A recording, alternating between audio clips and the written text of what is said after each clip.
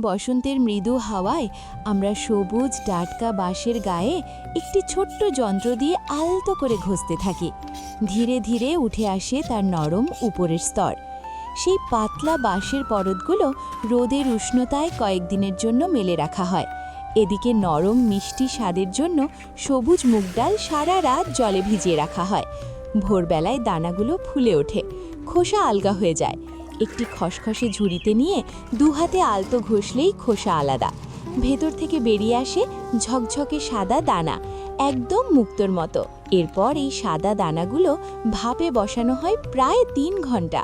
ধীরে ধীরে নরম হয়ে ওঠে মুখ, চারদিকে ছড়িয়ে পড়ে হালকা মিষ্টি ঘ্রাণ, যেন রান্নাঘর ভরে যায় উষ্ণতার মায়ায়। সেদ্ধ হয়ে গেলে হাতের আলতো চাপে মেখে বানানো হয় একদম নরম মোলায়েম মিশ্রণ।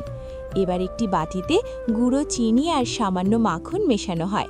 সেই মিষ্টি মিশ্রণ ছোট ছোট অংশ নিয়ে বিস্কিটের ছাঁচে ভরে বানানো হয় গোল গাল কিউট আকার, দেখতে যেন ছোট্ট মিষ্টি চাঁদ। এবার আসে বাঁশের জাদু। রোদে শুকনো বাঁশের পরতগুলো বেটে বানানো হয় সূক্ষ্ম গুঁড়ো। একটি চালনির সাহায্যে হালকা করে ছিটিয়ে দেওয়া হয় কেকগুলোর উপর। মুহূর্তেই ভেসে ওঠে প্রকৃতির এক অন্যরকম ঘ্রাণ। সবশেষে আবার অল্প সময়ের জন্য ভাপে বসানো হয়, যাতে বাঁশের মৃদু সুগন্ধ ভেতর পর্যন্ত মিশে যায়, আর কেকগুলো হয়ে ওঠে আরও নরম, আরও স্পঞ্জি।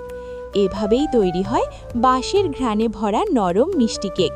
স্বাদে কোমল, গন্ধে আলাদা, প্রকৃতির এক মিষ্টি উপহার। আপনি কি এই পাহাড়ি খাবারটি খেতে চাইবেন? কমেন্টে জানাতে ভুলবেন না।